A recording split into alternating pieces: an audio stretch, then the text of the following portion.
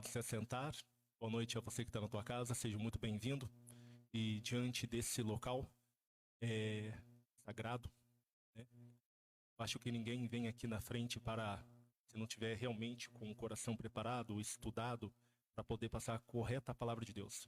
Porque um dos maiores desafios que a gente vai encontrar agora pelo futuro é o que nós vamos estudar hoje, é realmente saber se o que nós fazemos, estamos fazendo realmente o que é correto, o que Deus pede, ou serão manipulações da realidade que o Satanás e diabos e demônios, esses conflitos espirituais, colocam na nossa vida. É de suma importância que a gente possa entender, e desde o Antigo Testamento até no Novo Testamento, a gente vê Satanás agindo de forma oculta e que ele aparece apenas 2 vezes. Ele aparece para Eva, depois ele passa todo esse período de 4.000 anos sem aparecer, e depois aparece para Jesus, em Mateus, capítulo 4, versículo do 1 ao 10, que a gente vai ver daqui a pouco. E depois ele some de novo. 2 vezes apenas, Satanás se aparece e apresenta a forma como ele age.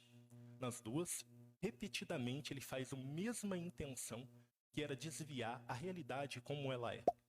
E hoje a gente tem o propósito de estudar exatamente isso. O que é que me faz eu realmente perder, às vezes, a minha paz, a minha alegria? O que me faz eu ficar desgostoso da vida? Mas antes, a gente precisa entender que o Antigo Testamento ele está totalmente ligado com o Novo Testamento. E assim, todas as doutrinas precisam entender que o Evangelho é o pontapé inicial para a gente entender todo o nosso meio de vida, os nossos relacionamentos, mas nunca deveremos deixar que o Antigo Testamento seja ignorado. E hoje a gente vai provar que isso precisa ser claro e eficiente. Antes disso, vou pedir para que vocês abaixem a cabeça, fechem os olhos e eu vou fazer uma grande oração. Deus de amor, te agradecemos por todas as bênçãos que tem nos dado. Uma semana que você passou diante de tantos conflitos, tantos problemas, mas acreditamos que tudo isso é passageiro. Pois assim a Semana Santa veio com a intenção de mostrar para nós que o sacrifício de Jesus teve um efeito, venceu a morte e foi dado essa graça para todos aqueles que querem seguir a sua palavra. Te agradecemos de todo o coração por todas as bênçãos que tem feito em nossa vida. Abençoe esse momento, esses que estão na igreja, os que estão em casa, todos esses que ouvem minha voz. Estou firme com os 2 pés no chão. Estou firme que as minhas palavras sejam convictas de que é verdadeiro tudo que o Senhor veio me apresentando durante a semana, preparado para ser apresentado agora. Te agradeço em nome de Jesus, esse por qual amamos. Amém. E a gente precisa novamente voltar lá no começo. Quando o pecado ele foi colocado, houve então a questão das sujeições. Sujeições para a mulher, Eva, sujeições para Adão, sujeições para Satanás.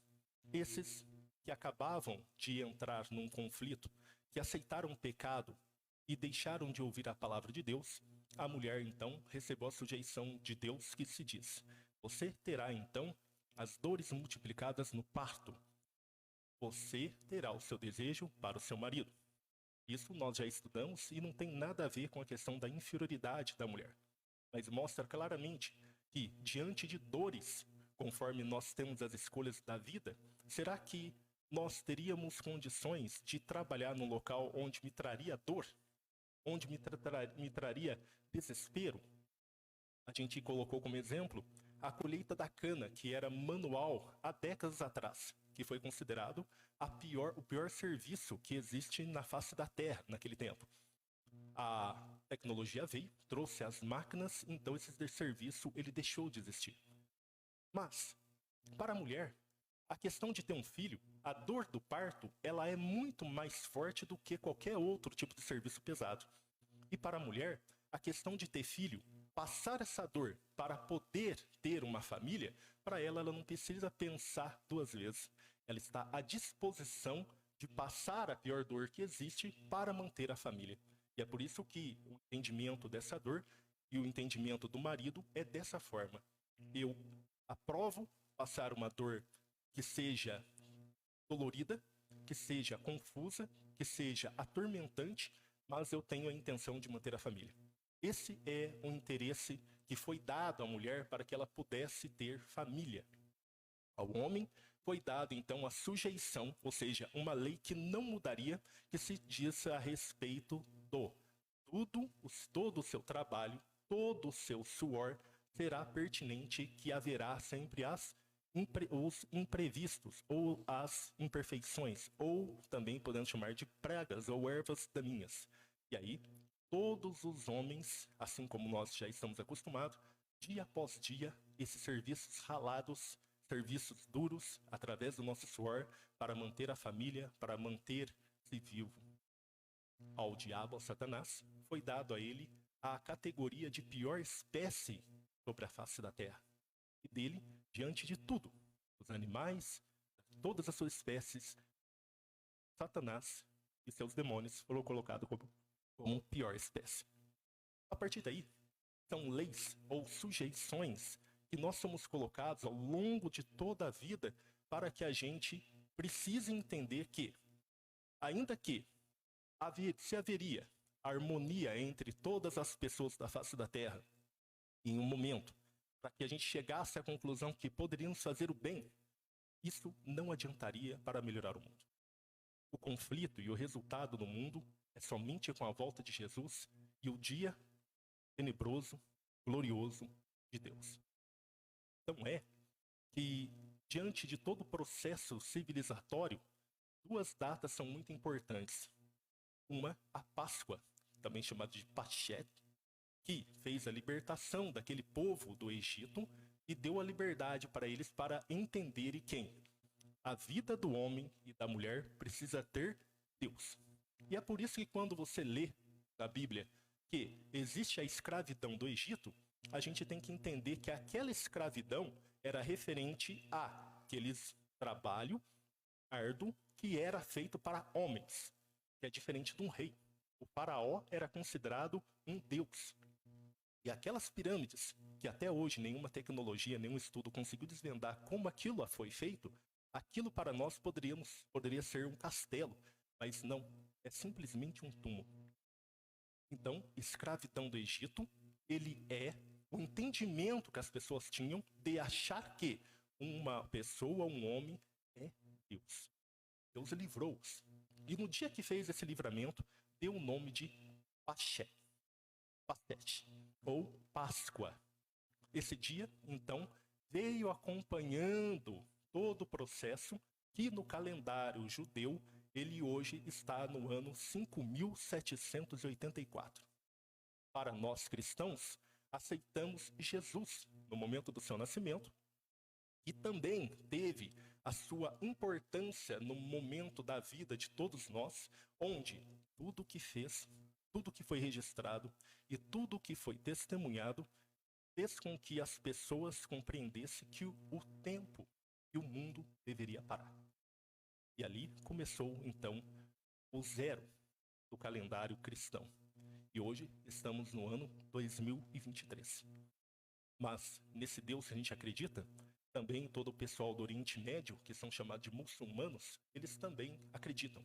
E hoje, juntamente com a Égira, que é o movimento deles, né, com as devoções a esse Deus que é o nosso Deus, eles estão no ano 1444.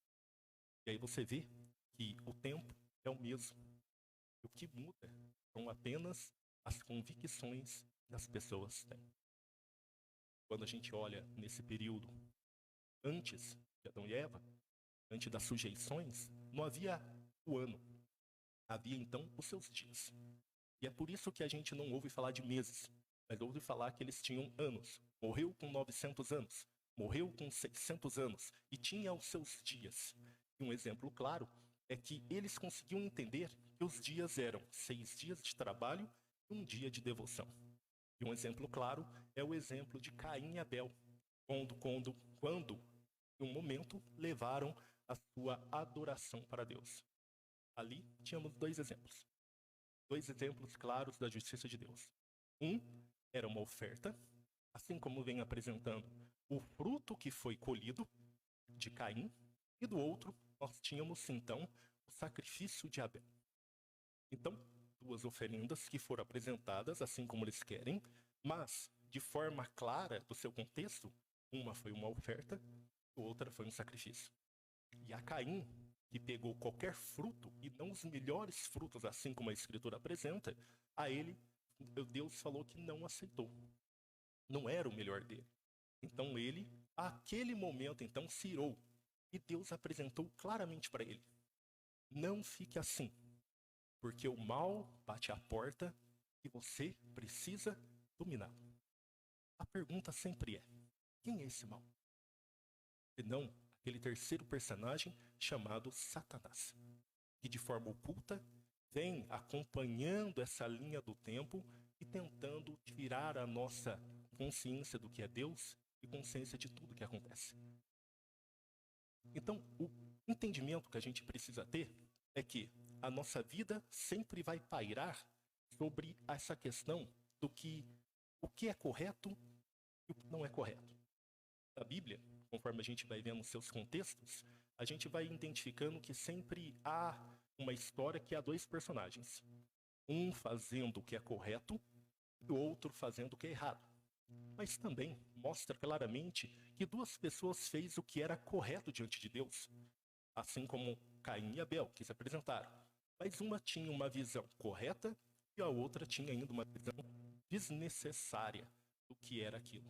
Por que a palavra desnecessária? Porque quando você pensa por si só, claramente a gente se perde no mundo.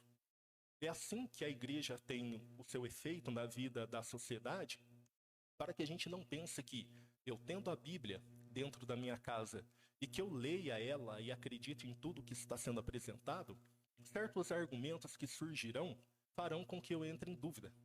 E a partir do momento que eu tenho dúvida, a quem eu vou sugestionar?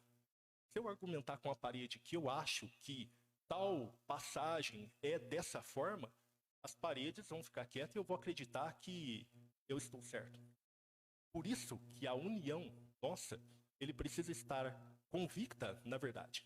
E é por isso que muitas pessoas passam a vida inteira tentando, achando que estão fazendo as coisas corretas e quando entra num ambiente que fala realmente a verdade, contrapõe tudo o que ela falou. Esse é um ponto interessante que a gente precisa analisar. Porque é assim conforme a gente vê o mundo lá fora. E continuando, a gente vai ver agora, lembrando, voltando no contexto, a gente não precisa abrir a Bíblia para voltar até lá, porque lemos várias vezes e a gente precisa compreender. No momento que Satanás chega perto da Eva para falar para ela sobre o argumento que ela certamente não iria morrer, a pergunta é bem clara. Para ela, ou para eles, diante do paraíso, havia alguma necessidade de fome naquele momento? Não. Havia alguma necessidade de carência de Deus naquele momento? Não. Havia alguma necessidade diante do paraíso que foi colocado diante deles? Não. O que houve? Senão a manipulação da realidade. Aquela situação onde você, de certa forma, entrou numa dúvida e virou isca fácil para demônios. Esse contexto, ele é totalmente diferente quando a gente entra no início do Evangelho, quando entramos no livro de Mateus, capítulo 4, versículo 1. E eu vou pedir para que o nosso irmão coloque.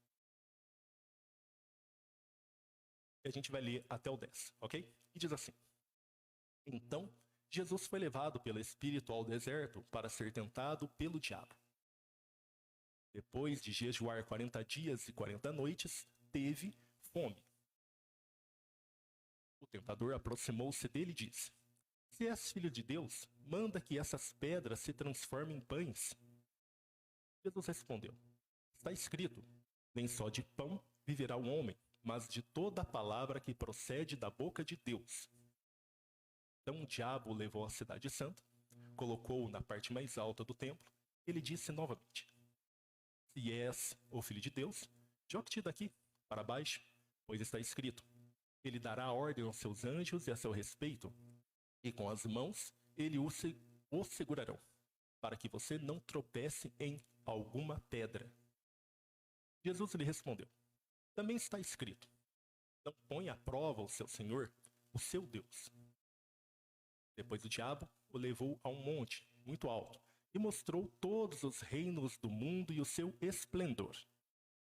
Ele disse: tudo isso te darei se te prostrares e me adorares. E finalizando, Jesus lhe disse: retira-te daqui, Satanás, pois está escrito: adore o Senhor, o seu Deus, e só a ele preste culto. Amém? Aqui, no Novo Testamento, ele não foi colocado como coincidência, como Eva estava no Antigo Testamento, bem no início da história. Mas diante de Eva, que estava no paraíso e que não tinha nenhuma necessidade, aqui nós vemos que tem. Aqui nós vemos Jesus, com todo o seu esplendor, chamado de Deus, como se diz o próprio Paulo, João e os outros profetas, se esvaziou-se para se tornar igual ao homem, igual a nós, para se colocar às nossas necessidades. E o Espírito leva ele então ao deserto. E ali a primeira necessidade. 40 dias e noites orando. Teve fome. Posteriormente, precisou do quê? Da resposta de Deus. Ninguém ficaria 40 noites, 40 dias de oração para não ter uma resposta. Assim como nós, quando a situação, a vida está boa, clamamos a Deus sobre muitas... quase não clamamos a Deus, né? Fazemos aquelas orações superficiais, mas quando estamos em situação difícil, doente, aí Deus entra em primeiro lugar na nossa vida. Aí ele vira prioridade. E aí nossas orações são colocadas ali em fervor para que tenhamos algum tipo de resposta. E por último, uma opinião, uma opção, um argumento satisfatório que o diabo dá para ele, que seria adorá-lo. É nesse contexto que eu gostaria que vocês analisassem que quando o diabo chega em Satanás, assim nós nos colocamos no lugar de Jesus, e ele diz assim: eu sei da sua necessidade, e você está com fome. Se você tem uma pedra na frente de você, por que você não transforma ela em pão para comer? Jesus deixa claramente um exemplo que nós precisamos sempre ter, que é nunca irmos contrário às fases da vida. Aqui, diante do seu esplendor e da sua capacidade que tinha de fazer aquela pedra transformar-se em pão, assim é a nossa necessidade quando nós desejamos alguma coisa e sabemos claramente que para chegar nela de forma correta e justa, precisa ter fases. Mas a nós também é dada a opção burlar a situação, a lei da vida, e de forma injusta, incorreta ou de mau caráter, também conseguir aquilo. Deus não teria essa capacidade. E é o exemplo que ele traz pra gente. Se eu posso acreditar que eu preciso fazer um pão, eu preciso ter os ingredientes que fazem esse pão. Eu preciso ter os ingredientes misturados. Posteriormente, com o fermento, esperar o tempo daquele pão crescer, fermentar. Depois a fase de assar. E se não fosse o bastante, a fase do pão esfriar. E essas são as fases da nossa vida. As fases que às vezes você está desempregado e você tem que acreditar em Deus que precisa passar por isso. Porque o que vem de Deus é justo, correto e perfeito. Porque se eu quero ter alguma coisa e preciso burlar a situação, dentro de mim não existe mais caráter. A fome sempre continuará. E é assim que funciona para aquela mulher que tinha sede, que Jesus deixou bem claro. Você ouviu sempre a palavra das pessoas. E por isso que você tem fome. Mas ao momento que você ouve eu falando para você com todas as convicções, essa sede nunca mais existirá. E é por isso que, se nós estamos doentes, a fase da doença, ainda que se demore, ainda que você esteja internado, precisa ser lenta, gradual e de forma correta. Se você está no momento de enlutamento, enlutado, Exatamente. Ninguém vai ter a capacidade em você de burlar e te mostrar uma felicidade que nesse momento não existe. Você deve sofrer, você deve chorar, passar por esse momento e voltar a ter vida normal. É assim que acontece com todo mundo. É assim que acontece no momento que você está em depressão. Que não adianta você procurar em nenhum lugar algum tipo de satisfação, porque não vai adiantar. São fases da nossa vida que precisamos acreditar que vai passar, porque assim foi nos ensinado. Pai cuidará de mim e proverá no momento certo, na data certa, o alimento correto que eu preciso me alimentar. Ao mesmo ponto, Jesus foi levado à ponta do templo, o seu ponto mais alto. E lá também foi colocada a prova. E disse: pula daqui, já que você tem fé, e faça com que os anjos te peguem no meio do caminho para que você lá embaixo não se estilhasse. E novamente, Jesus apresenta uma palavra que veio lá do Provérbios, vem de Eclesiastes. Você precisa ter o ensinamento correto. Porque nunca se ouve tanto ensinamento que sai fora do contexto como a gente está tendo. O que eu quero dizer é exatamente assim. As palavras que estão sendo usadas aqui, diante de Satanás, que deseja a morte, e diante de Jesus, que deseja a vida, é a mesma. O que eles querem dizer é exatamente assim. Essa escritura, ao qual eu estou segurando aqui para você, que todo mundo tem, a forma como ela é lida, ela pode te levar para a vida e pode te levar também para a morte. Depende de como ela está sendo interpretada. E é por isso que Jesus, nesse momento, ele deixa bem claro. Se o ensinamento das pessoas forem errado, elas colocarão Deus à prova e colocarão a sua vida em ameaça por acharem que o que foi aprendido deve ser o correto. E aí a gente aprende claramente. Eu tenho que servir a Deus e não Deus me servir. Porque assim está os vários centros por aí, onde as pessoas vão com interesse de satisfazer as suas dúvidas. Diga o que o meu parente que morreu quer falar comigo. E diga o que eu devo fazer para ganhar certa coisa. E diga o que eu devo fazer para ser o mais poderoso do mundo. E a gente vai aprendendo. Conforme as escrituras e conforme a passagem de Jesus, nos colocar a essa situação que não é difícil a gente entender o que Satanás quer. Primeiramente, colocar uma dúvida. Segundo, ir contra os mandamentos de Deus. Para aquela Eva que estava lá, sem necessidade nenhuma, que foi colocada diante dela? Cobiça. Não era fome. Só foi uma manipulação da realidade. E assim não somos nós? Que às vezes, pela ansiedade ou pela pressa, fazemos tantas escolhas erradas para satisfazer os nossos desejos e depois a gente vê que fizemos o cálculo errado, teremos uma dívida ainda maior, ou nos colocamos em dívidas de anos da nossa vida.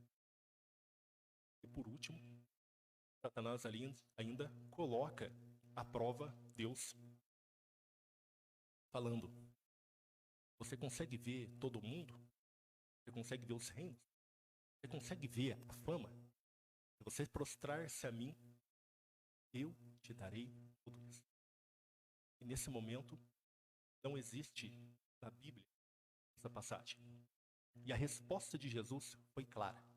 Daquele que tinha convicção nas palavras, que tinham os seus dois pés no chão para dizer: arreda-te daqui, Satanás, porque existe apenas um Deus a servir. Somente um Deus existirá na minha vida e mais nenhum. Ali, ele deixa claramente sobre a questão do domínio do mundo. Então, de forma mais profunda, de forma mais clara do que ele quer falar, é dizer exatamente assim. E cantores, hoje, estão aí na televisão agradecendo a Deus porque o seu álbum musical de músicas seculares deram a eles a capacidade de comprar carros caríssimos, mansões caríssimas. Esse Deus não é o nosso. Da mesma forma, os fabricantes, os donos de fábrica, que fabricam hoje alimentos que não são alimentos naturais, que são alimentos que enganam, e que o resultado desse alimento é doença e morte, esse Deus, que ele agradece por toda a fortuna que ele tem, é o mesmo Deus.